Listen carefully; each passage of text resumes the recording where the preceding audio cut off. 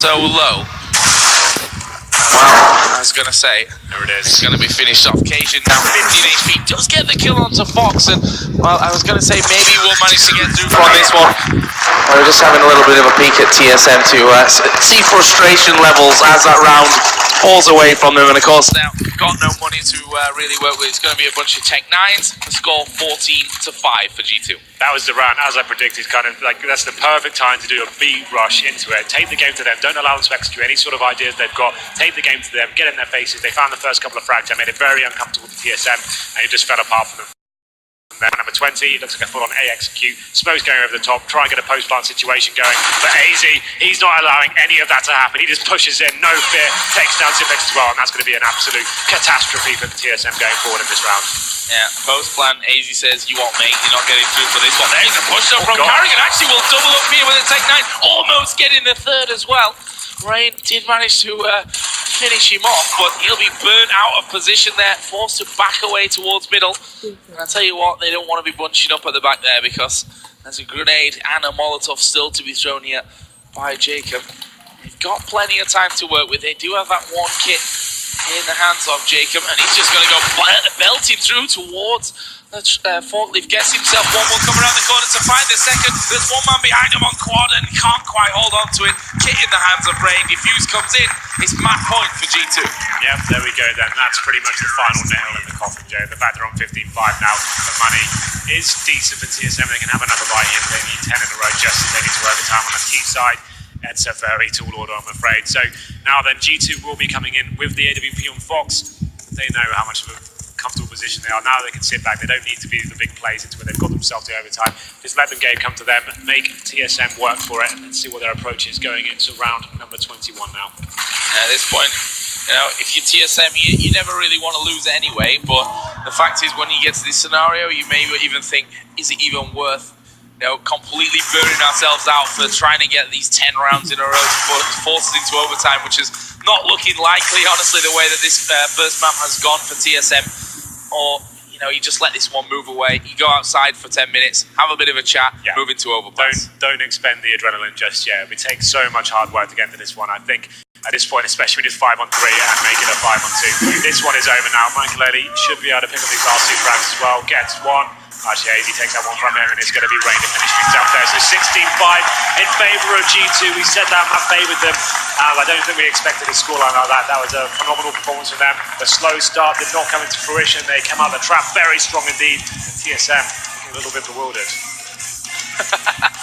Michael Early and Jacob, a swift handshake there. Job done for them, but it's only half the job so far. Of course, best of 3, so they're going to be moving on to overpass. And, well, TSM, we were talking about slow starts. They were a non-starter in map number 1. Really, never looked like they had any kind of chance, to be fair.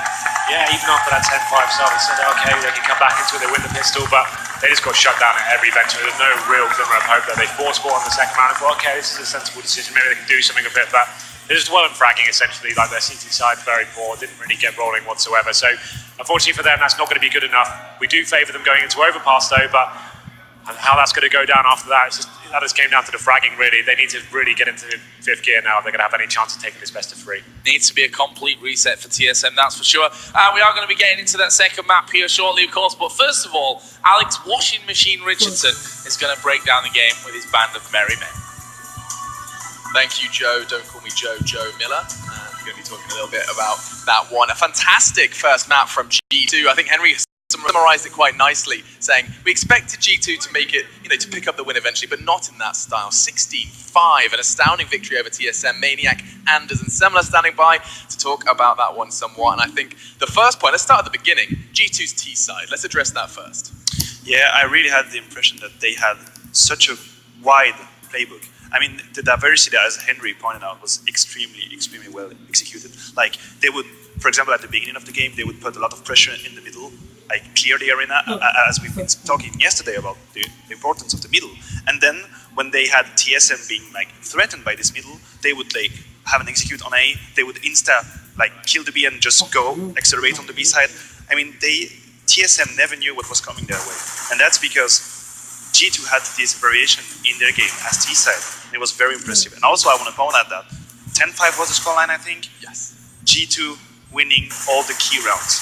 TSM always winning a round, then losing right after that, no bonus money, have to eco or double eco, at the best, force buy, light buy, Kevlar and stuff. But G2, fat clutch. yeah, and that, exactly, you see, they win this round, after that, TSM has no money. And that was like this all the side. So just perfect side from G2, very. Yeah, I want to address the JK. Yeah, go. We're discussing stars working together. Everybody's calling on G2. How, if you're TSM, do you predict what's going to happen if they don't even know what's going to happen themselves? So they don't have a current, like, an IG. No? Well, Rain was saying he wasn't particularly comfortable with calling that. He felt like it was a lot of pressure. So, I mean, yeah, if they're all chiming in, it's true. It can be a little bit hard to predict, exactly what style's coming out. Interestingly, another team that's really hard to predict is Versus Pro, and they've been switching A-game leaders for as long as they've been around. Yeah. I mean, not necessarily. Well, actually, sometimes in tournaments too. Certainly, that will make it a little bit tricky. I mean, that particular clutch that we saw with Jakim also highlights some of the mistakes that we really shouldn't be seeing from TSM. I think that's actually not acceptable at this level.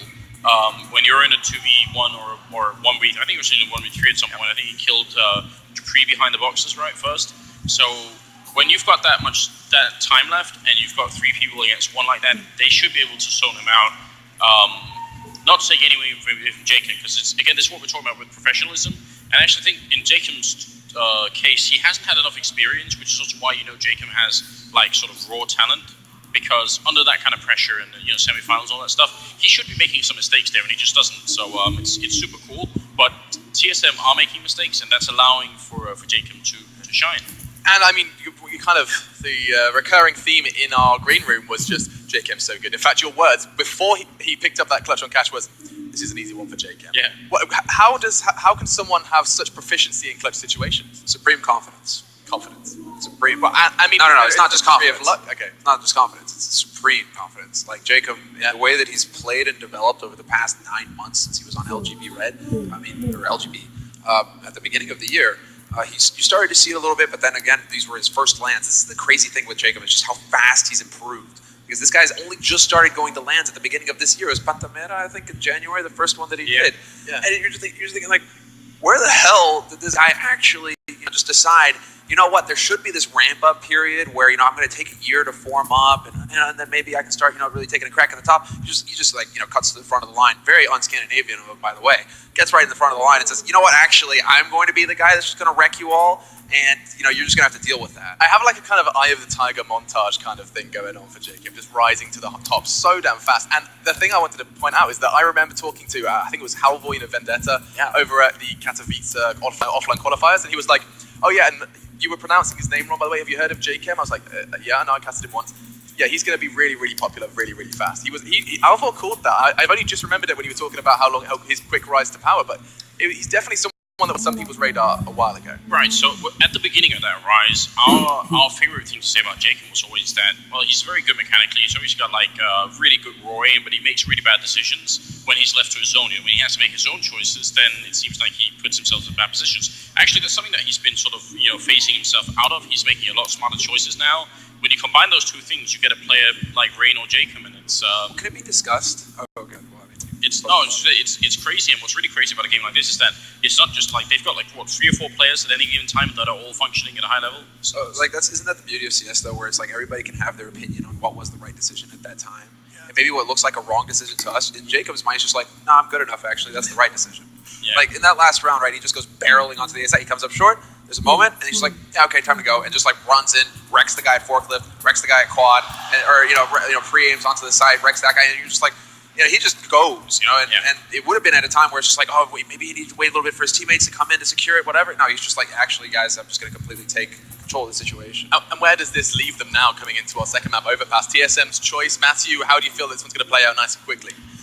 Well, if it wasn't for the first map that we've seen, I would say TSM probably quite easily. But now the question is, how can TSM overcome the destruction they've just been witnessing? I would still favorite TSM, even though they had a pretty bad showing. I mean, I think they are mature and professional enough to just leave it on the side. Okay, guys, we lost the map that we were supposed to lose, if I can phrase it that way. Yeah, now this is our map, and they are probably feeling confident on the third map. So they're just going to say, okay, the best of 3 starts now. We win 2-0. That's it. Auguste? Very quick very quick, I know, because we might have to go to the match. We spent a lot of time talking about Jacob, but right before we actually started to discuss the map, the main thing that we noticed was everybody's at 20 frags on G2. AZ, Fox, Michael, everybody is fragging on this team. So Jacob, he draws the eye because he's really got those high impact frags and he gets in your face. But everybody's just whittling away at the same level. So you actually have found 5 stars that cooperate and play together. And you're calling overpass, nice. Quick. Calling overpass. I still think this is ever going to win it. This is them. I think this is them hands down, and it's going to come to Mirage to settle this best of 3. And Anders. Yeah, I think TSM are used to be getting beat up on cash by now, so I don't think they'll be that worried about it. I think Overpass is going to be their map. Yeah. So the Death thinks we're going to see a third. The answer will be provided straight after this. A final thank you, of course, to Plays.tv for coming together to make this possible. After the break, guys, we'll be diving into our second map of our first semi-final here at the Intel Extreme Masters. Don't go anywhere.